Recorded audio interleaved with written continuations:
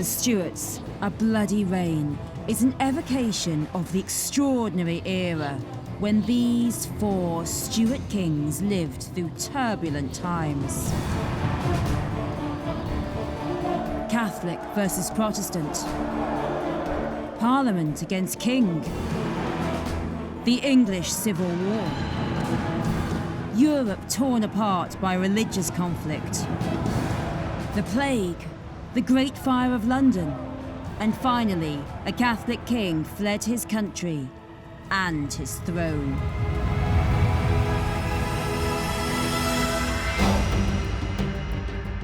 As we reveal their fates, we'll trace the story of another family, the Wynns, who lived here at Gwydir. They were there for the great events of the era, and their fortunes rose and fell with that of the Stuarts. James I inherited a throne through his mother, Mary, Queen of Scots. This would bring the two kingdoms together, but at such a bloody cost. I admire James I. I like his intellect and his inquiring mind. He was somebody who was very curious about life, a man who was trying to make sense of the world. I think it's very important with James that he felt himself committed to promoting unity of his peoples, the peoples of England, Ireland and Scotland, unity of Europe, and the union of Christianity itself that might even reunite Protestants and Catholics. Charles I, the reluctant king, pushed into being the heir because his brother, the magnificently suitable Prince Henry, had died. Charles struggled to be the king that everyone longed for. Through history, we think Charles I lost his head, having lost a civil war. But we forget the years when he was seen as the luckiest monarch in Europe.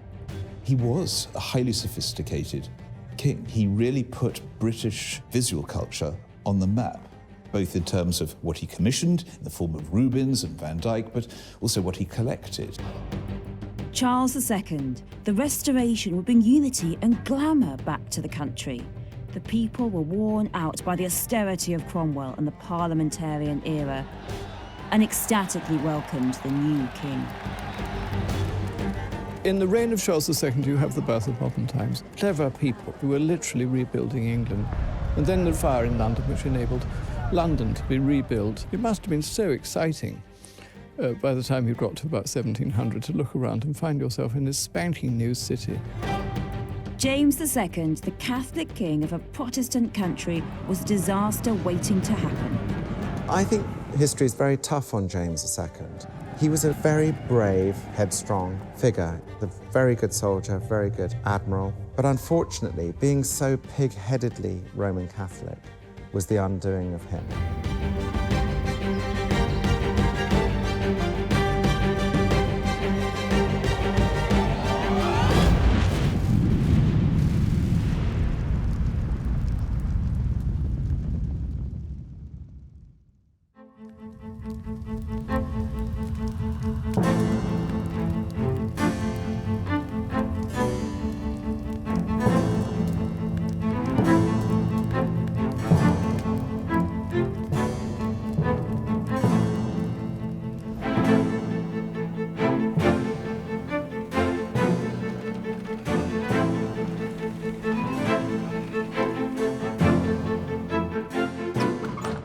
In the autumn of 1605, a letter arrived here at Gwydir Castle for the owner, Sir John Wynn. It contained an urgent message. It implored Sir John not to travel to London for the opening of Parliament that November. Wynn had been planning to do just that. King James I, all his ministers, and the lords would be attending. John Wynn didn't know it at the time, but he just received a tip-off about the most notorious attempted terror attack in British history, the Gunpowder Plot. A small group of religious fanatics wanted to blurt Parliament, kill the king, and return Protestant England to the Catholic faith. The plot failed, but to this day, the 5th of November is celebrated across the country with bonfires and fireworks. But there was far more to King James I's rule than gunpowder, treason, and plot. James was the first of a new dynasty to rule England, the Stuarts, and he came to the throne at a dangerous time. Britain was divided as never before, between nations, between religions, between rulers and the ruled. Rebellion was in the air.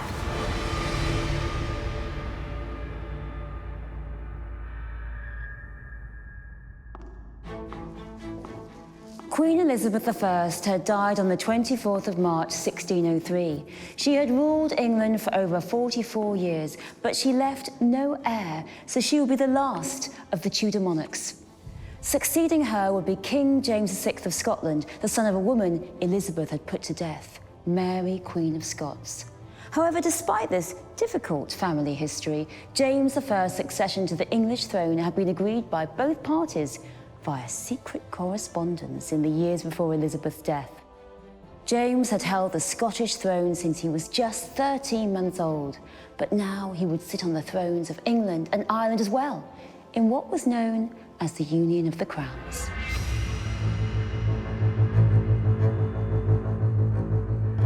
We are here at the Charterhouse in Smithfield, London. This magnificent complex began life as a home to Carthusian monks in the 14th century, but its days as a monastery were brought to a violent end during the reign of Henry VIII. It became one of the great aristocratic houses during the Tudor period, and when King James VI of Scotland, soon to be King James I of England, headed down from Edinburgh to London in 1603, he held his first ever court right here.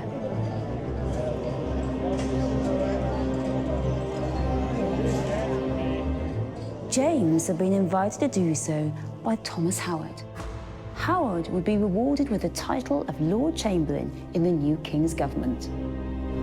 Charterhouse is now a palace of the Howard family. Suffolk, resident there, is related to the man who had tried to depose Elizabeth in favour of James's mother, Mary, Queen of Scots. So the Howards are people he knows are loyal to him, and it seems to him that he's going to make him Lord Chamberlain, the head of his household, the man in charge of the everyday management of the court, that he's a crucial figure and he should be given priority when it comes to meetings in London and where he's seen to be. James had been greeted by huge crowds of enthusiastic supporters as he made his way down from Scotland. But things turned sour almost as soon as he reached London and held his first court here at the Charterhouse. The original monastery built on this site was constructed on land that had been used to bury the countless dead from the Great Plague of the 14th century. Of course, the threat of another outbreak always remained, and it just so happened that the dreaded disease returned with a vengeance almost as soon as James arrived. It hampered his plans for coronation, and for many of his citizens, it was a bad omen about his reign. Plague had been something they'd all lived with in these houses forever. I mean, they were well used to outbreaks of the plague, not just in London, but local outbreaks as well. Those that don't like James think it's a judgment from God. Those who do like James think it's an unfortunate recurrence of the plague. There's apprehension because he's a foreigner, because the English on the whole don't like the Scots, and because they're worried about a Scottish takeover.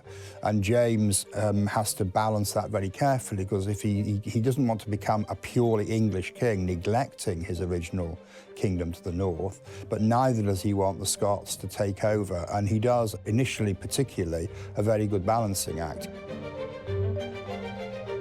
James knew he had to be especially careful of usurpers. His father, Lord Darnley, had been murdered, and his mother, Mary, Queen of Scots, had been executed. He'd faced attempts on his life while ruling in Scotland, and this didn't change in England. Almost immediately, two plots were being made to remove him from power. The main plot, the by-plot. Sir Walter Raleigh, one of Queen Elizabeth's favourites, was even involved in the conspiracy. But it was the Gunpowder Plot of 1605 that would come the closest to eliminating King James I.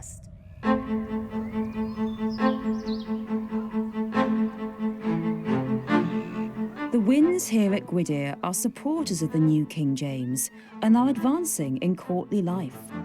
John Wynn, head of the family, is about to return to Whitehall.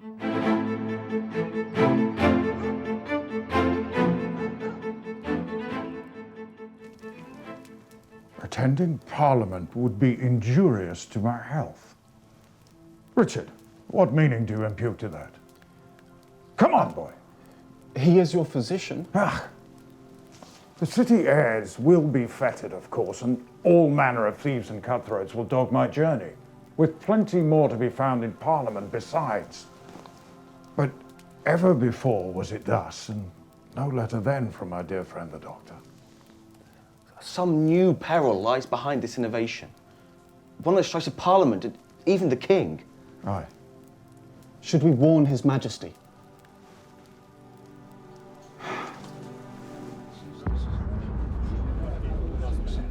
There's always a problem with plots, as with the Gunpowder Plot, that in order to succeed, you have to have enough people to carry through the aftermath of the assassination of the king. But the more people you tell, the more likely it is you'll tell the wrong people and they'll leak it. And that's what seems to have happened here. It is one of the great what-if moments in history. The 13 conspirators hired a cellar directly below the chamber in which James was due to appear. Under the supervision of their munitions expert, Guy Fawkes, they filled the cellar with dozens of barrels of gunpowder, more than enough to do the job. But too many people were being warned to stay away, and this aroused suspicions. One was the Catholic priest who warned his old friend Welsh Wynn. Another was the writer of an anonymous letter which eventually made its way to the king and his Privy Council.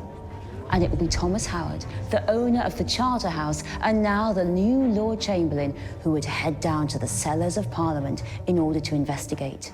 The entire cellars were searched, and Guy Fawkes and his barrels of gunpowder were discovered.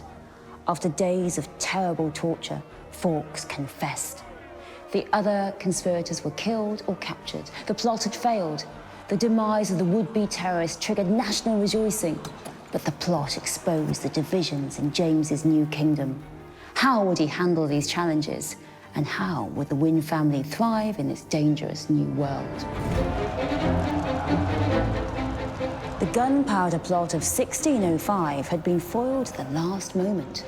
Parliament had been saved from destruction, and King James I continued to rule over Scotland, Ireland, and England. But this would be a challenging reign, to say the least. James had been raised a Protestant, and a Catholic conspiracy had been made against his life. To further worsen matters, not all of his new subjects were very pleased with the idea of a Scottish king, nor were the Scots thrilled by their monarch's departure for London. James sought to maintain peace amid these divisions. He did tighten anti-Catholic measures after the Gunpowder Plot, but otherwise, he broadly tolerated religious difference, provided it didn't threaten his rule. And there was another slight issue to deal with: a lack of money. A constant shortage of funds had plagued his time ruling in Edinburgh, and James hoped that his new kingdom would solve all his financial woes. This wouldn't quite be the case, given how extravagant a court James liked to maintain. So new money-making ventures were needed, and this need would benefit the Wynn family of North Wales. Is this all of them? It is. I'm certain there were more. The letters patent have been issued. You do still have that list I sent you? Owen, father is made baronet.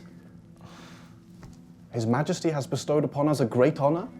An honour we must pay for. £300 a year. For 3 years. Can purchase many books. There exist some things more important than swelling your library, brother.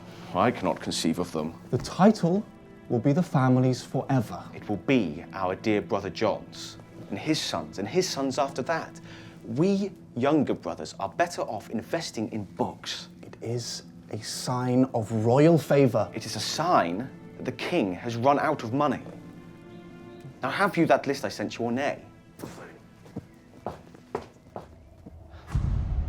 The Wynns of Gwydir are perhaps the very first to get the baronet, which is a new hereditary knighthood at the James Institutes. You see, that's a very good way both of giving people a higher honour than just being an ordinary knight, and of course it's a money raiser because you pay for the privilege of being made a baronet.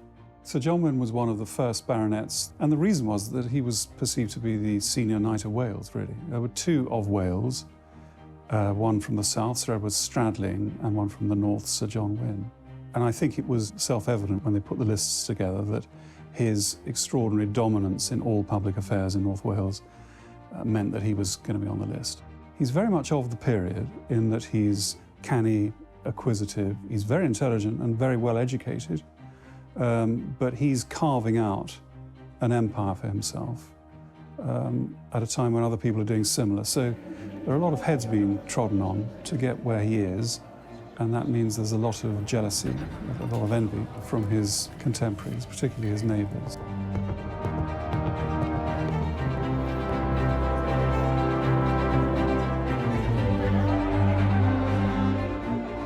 This was a win-win situation for the Wynns and the Stuarts.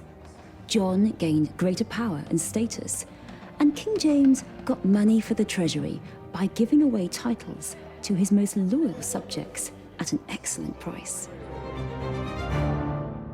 King James needed to raise funds directly from the wealthier families in the country because he was often in conflict with Parliament, both in Scotland and England. He had been set on unifying his two nations. The kingdoms were on the same island, after all, and now they had the same ruler.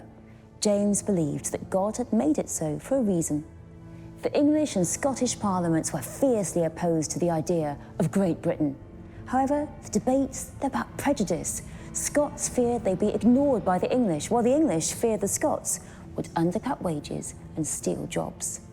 Mutual animosity ensured the scheme never proceeded. On the margins, there are people who really can't take James, they can't take a Scotsman, they can't take a Protestant.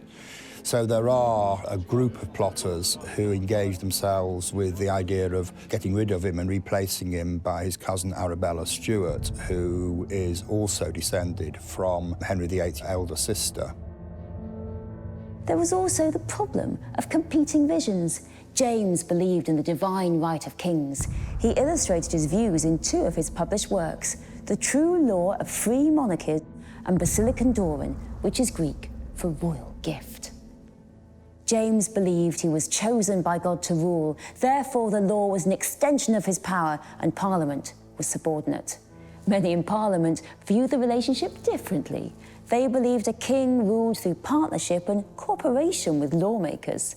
This fundamental disagreement doomed the relationship, and for much of his reign, James attempted to rule without Parliament, hence the need for extra sources of money. I think one of the tragedies for the Stuarts, we look back on the executions, the exiles, and the general disastrous relationship with Parliament through a lot of the century or so that they were in control in this country. And one thing that is absolutely true is that they never had enough money. And Parliament wasn't prepared to give enough or to tax enough in their own way. James brings in surcharges on customs, which are called impositions, which don't have parliamentary authority and therefore are controversial with some. And the result of that is the kings can manage on their own income in peacetime. The problem is, what will they do if they get into wars? Then you do need parliamentary supply. You can't possibly fund wars otherwise. And that's where the problems are going to arise.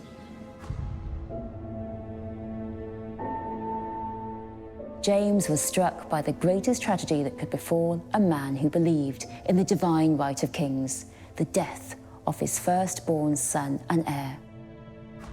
James has two children who survive infancy. Henry, who had all the hallmarks of being a great all-rounder, great sportsman, great promoter of the arts, but also someone who is clearly quite radical in his Protestantism and is strongly supportive of the Protestant cause internationally.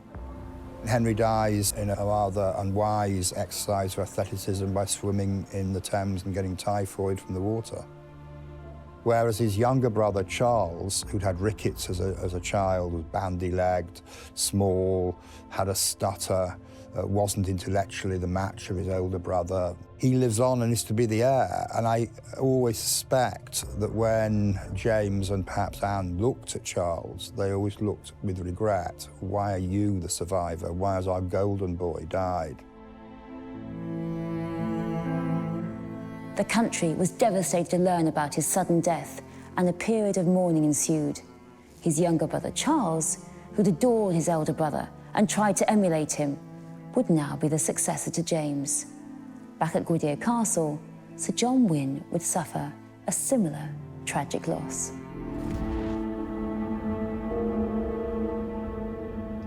Not long after the death of the heir to the throne, Prince Henry, devastating news arrives from Lucca in Italy about the passing of the Wynn's eldest son, John.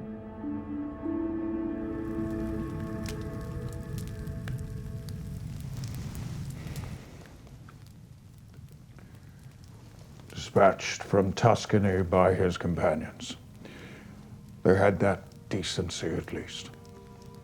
Dated this 23rd of August 1614. Bequests to the parish first, of course, as is proper. The family. To my brother Owen, £10 for the purchase of books. With temperance to your usual habits, that should see you through a week, perhaps. Thank you, Father. Thank your good brother. To Richard, my velvet coat. Father, I need not. Take it. Put it on.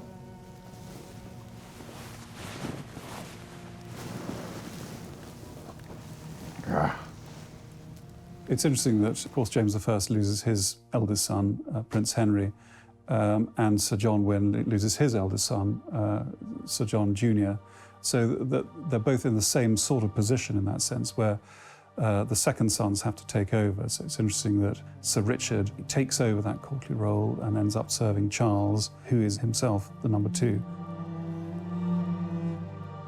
The Wynn family and the Stuarts grew ever closer as Richard Wynn was appointed groom of the bedchamber to Charles, the new heir to the throne, and would join him on a wild and highly secretive voyage to Spain. But for now, both families were in deep mourning. Richard! I must make ready. I am required at court. Stay a day or two, for mother's sake. I serve the young prince. I hear he is a fine marksman now. Tolerably so. And a better rider than most. He stammers yet and speaks too soft. But his efforts, I am certain, gladden his father. Stay safe in London, brother. It becomes you well. At this point, King James seemed beset on all sides, and he increasingly relied only upon his closest advisors. But this also led to huge resentments over the years, with the chief among them his infamous and controversial favourites. There's long been speculation over James's sexuality, because although the king was married to Anne of Denmark, he had 7 children by her. He was always drawn to handsome men, often with near disastrous consequences. The favourite of his childhood years in Scotland, the Duke of Lennox, had been forced out by jealous lords. Robert Carr, another who was close to James during the early years of his reign in England, until a court scandal engulfed him, a handsome, foolish youth, ended his career. James then transferred his affections to another young courtier, a man named George Villiers. He would use the king's favour to sideline rival factions, enrich his family, and become the most powerful nobleman in the country. The Wynn family weren't the only ones climbing up the social ladder during James's reign. Villiers was obviously fantastically physically attractive. This is written about by ambassadors at the time. They were absolutely struck dumb by his physical beauty. And it was something that he was very aware of. And of course, James I fell in love with him. He was born into a decent but not massive gentry family, and then he puts him up to every stage. Baron, Viscount, Earl, Marquis, Duke. I mean, there hasn't been a non-royal duke for a couple of 100 years.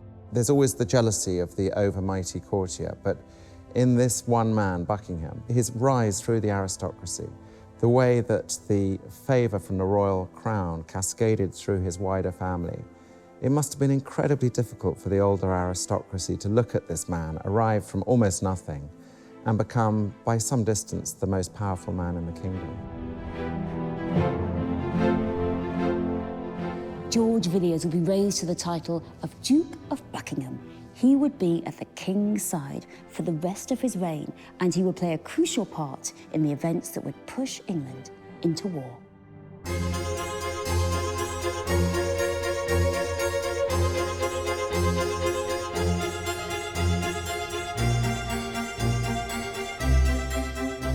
We're here at the Queen's House in Greenwich, a magnificent building designed by the greatest architect of his era, Inigo Jones. It began construction in 1616 under the orders of King James I and was intended as a gift for his wife, Anne of Denmark, whom he'd married in 1589. But Anne would never see her finished Queen's House. She fell ill soon after construction began and died in 1619. Anne's a mysterious figure emblematic of the challenging religious era in which she reigned. She had been raised a Lutheran in Denmark, but it's possible that she may have secretly converted to Catholicism at some point in her life.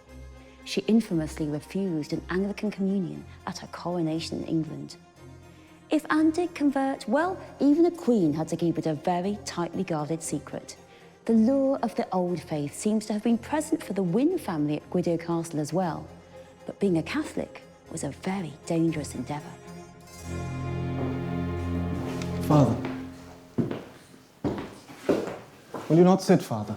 I am not yet so infirm, eager though you may be for your inheritance, some wine. Of course. The Prince still pins hope on the Spanish match. He has a portrait of the Infanta he much admires. Enough of the Prince's fancy. What of the King? He too remains set. I wrote of this in my letter. You lack your brother's memorable expression. And the dowry? 600,000. Utile dulci. The pleasing and the useful. Ah, the money spent on your schooling were not all wasted then. We know very little about their personal beliefs religiously because this is such a dangerous time. You're not going to wear that. I think we have to read between the lines. I think it's pretty clear that his wife, Lady Sidney Wynn, she certainly came from an old faith family, the Gerards of Lancashire.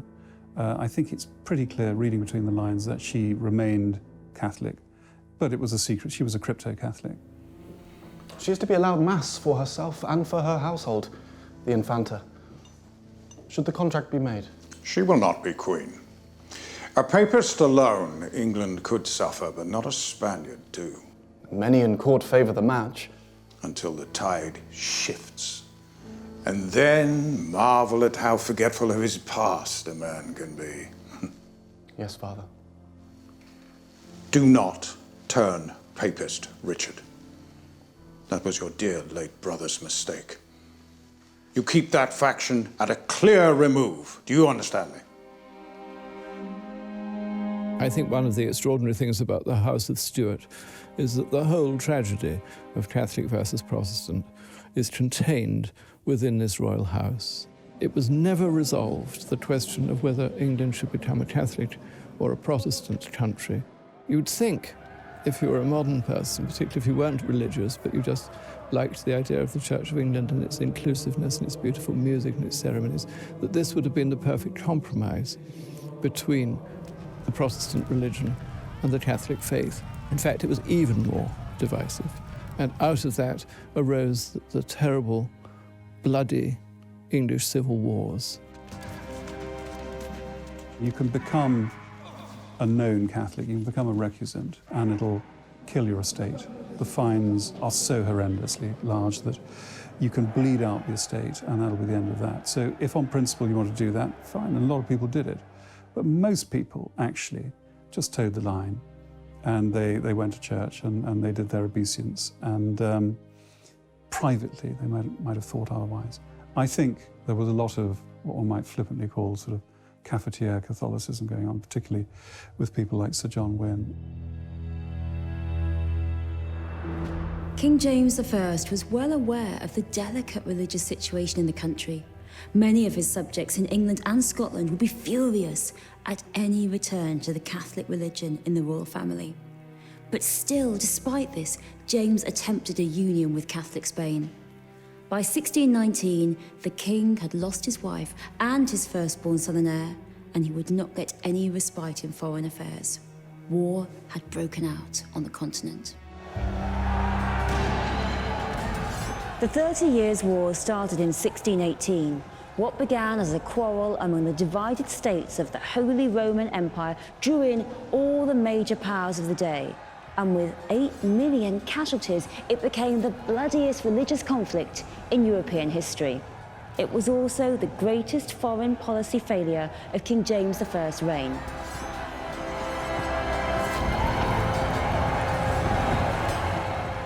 I think for the British living across the sea from the 30 Years' War, it must have been a very frightening spectator sport, especially with the propaganda coming back from both sides. It resonated very much over here that this sort of absolute catastrophe could happen here through religious bigotry. I think it was something that the English looked at askance and thought, we just cannot have that here. James was a peacemaker. He had ended the long Anglo-Spanish War soon after inheriting the throne, and he had grand hopes of securing a lasting peace in Europe. To do this, he began negotiations to marry his heir Charles to the Catholic Infanta of Spain, Maria Anna. The protracted talks were unpopular with the English Protestants. James, however, was more tolerant of religious differences than many, and he persisted. He believed binding England and Catholic Spain together would help secure peace in Europe. The 30 Years' War confounded all those hopes. It was a conflict the king could not ignore because he had a personal stake in it. His daughter, Elizabeth, she was married to the Protestant Frederick V of the Electoral Palatinate, a pivotal figure in the early years of the war. England is requiring that the Spanish drive their cousins, the Austrians, out of the lands of James's daughter and her husband in the Palatinate, and that you're just asking too much. Rome is asking too much, in that Rome is expecting the children of the marriage to be brought up as Catholics, and James and Charles can't deliver that. So both sides were willing to make a deal, but only on their own terms, and the gap between them was simply too great. After the catastrophic defeat of Elizabeth and Frederick's forces at the Battle of White Mountain outside Prague in November 1620, James had to intervene. But war was expensive, and money had long been a problem for the English crown. James recalled Parliament, but the meeting was fractious and the MPs were more interested in investigating abuses by James's government than giving him the cash he wanted. James soon dissolved the meeting, as he had done so often before. He now had no choice but to rely on his diplomatic efforts. The Spanish match for his son was the only chance he saw of diffusing the conflict and helping his daughter. Negotiation with Madrid began again, but at the same slow pace as before. Frustrated by these constant delays, James's favourite, the Duke of Buckingham, and his son, Prince Charles, made an extraordinary decision.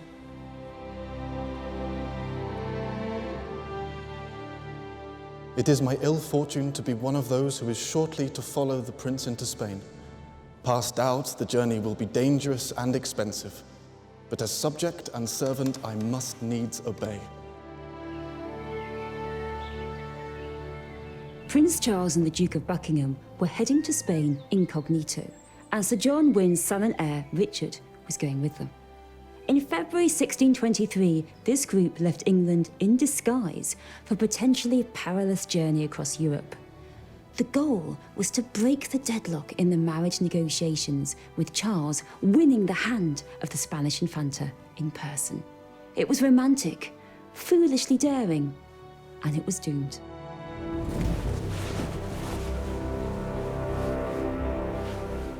In the spring of 1623, Richard Wynn, the heir to the Wynn estate, was travelling to Spain along with Prince Charles, the heir to the throne, and the Duke of Buckingham. Richard wrote back home to Gwydir that he did not care for Spain at all. Richard's letter is full of fascinating insights, but there's one I really wanted to read to you. The group encounters a Spanish Jesuit priest who is preaching to the crowd. The priest's description of England vividly illustrates the religious challenges of the era. Henry VIII, King of England, until whose time the subjects there were obedient children to their mother church of Rome, having many famous martyrs that suffered for the cause, as Sir Thomas Becket and Sir Thomas More, and diverse others. This king, I say, was the first who, to satisfy his own lust and to bring his adulterous conception to his own heart's desire, did, forgetting God and religion, alter the course of the ever-held obedience to the Church of Rome by dissolving their abbeys and putting to death I know not how many hundreds, for which act his soul lies chained in the bottomless pit of hell, in everlasting torments. This is not all their heretical opinions, but the damnablest and worst of all is, which is my last point, this is my body. They dare have the impudence to deny our Saviour's own words, saying it is but a sign and not the body and blood itself. Prince Charles wasn't likely to have much success on this Spanish sojourn. The Spanish trip was an extraordinary fiasco, really, and marvellously amateurish and silly. It was like a sort of adolescent jape in some ways. To think that this would be anything other than a diplomatic disaster, which of course it was pretty naive. But off they went, Prince Charles and Duke of Buckingham, and of course Sir Richard Wynn. Sir Richard had a very low opinion of Spain. He said there's no land worth speaking of, and the worst counties of North Wales are better than what he saw in Castile and Aragon. I mean, he's quite dismissive of it. But they have all sorts of adventures, and of course, the one thing they don't come back with is any sensible deal on the Infanta's hand. They managed to sort of wreck the plans of this great dynastic union between England and Spain. But it's very interesting that Sir Richard is a witness to that, and not only a witness, but he produces this account of the royal trip to Spain. And very amusing it is. The Spanish Infanta didn't really take to Charles, the future king. He wasn't a Catholic. He was an infidel who turned his back on the Church of Rome. This wasn't going to be as straightforward as his father James's marriage to the Lutheran princess, Anne of Denmark. When the disguised royal procession finally arrived in Madrid, their host presented them with impossible demands. The Duke of Buckingham got into terrible quarrels with the Spanish equivalent, and so Prince Charles had to negotiate for himself, hardly fitting for a future king. The whole business of adopting disguises as travelling gentlemen and calling yourself Mr. Smith and all this sort of thing it's entirely silly. It's very adolescent. And, you know, going boating and dressing up and getting drunk. And I mean, you can imagine how that went down with a strict protocol of the court of Madrid. I mean, ridiculous, really, to think that anything other than disaster would come out of that.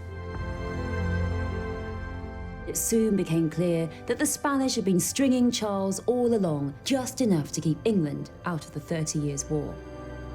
Charles was virtually cast out after bursting in on the young Infanta in her own private garden. The men returned home humiliated.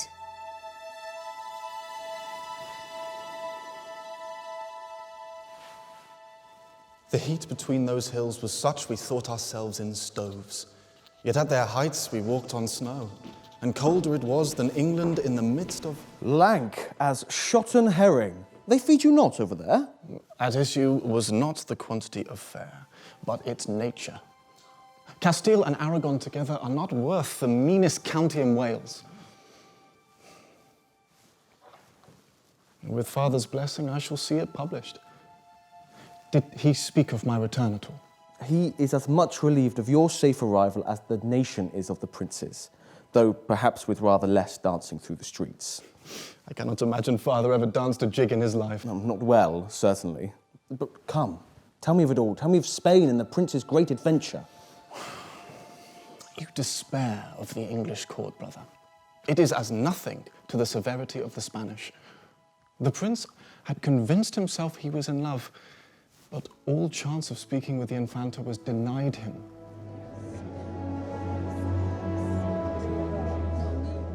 The public, however, were delighted by their failure. Eager to court this and embittered by their time in Spain, Charles and Buckingham switched sides.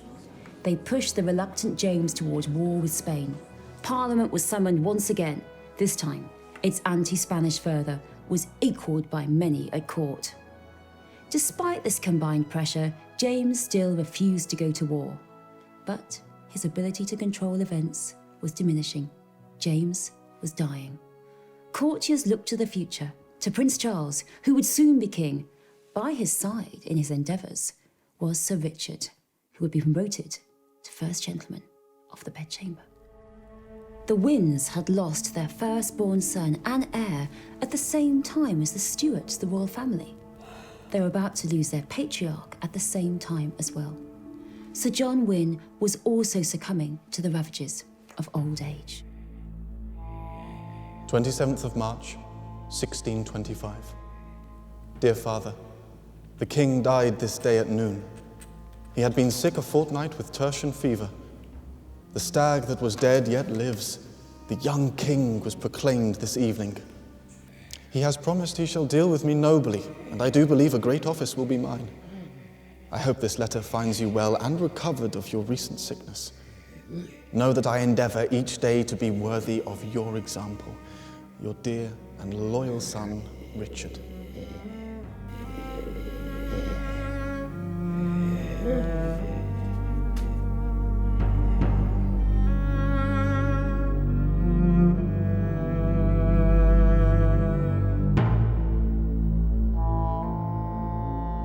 In 1625, James dies. He's been ailing for quite a long time. He's been chronically unwell. Because of the way in which he sort of wastes away, and because of the way in which Buckingham is so hated by the political elite, of course, rumour spread very quickly that James had been poisoned. And in fact, Buckingham had, in defiance of the royal doctors, arranged for poultices to be applied to him, which it was easy for those that wanted to believe there was foul play, to believe there was foul play, and to a degree that historians have only recently begun to reevaluate the story that Buckingham had murdered James and that Charles had condoned it.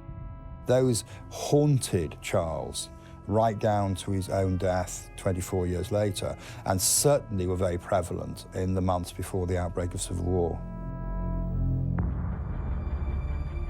Historians debate James's legacy. To some, he's an intelligent, a flawed man who brought peace in a time of extremism. To others, he was stubborn, extravagant, and his belief in the divine right of kings sowed the seeds for his son's own clashes with Parliament and the bitter English Civil War that was to come.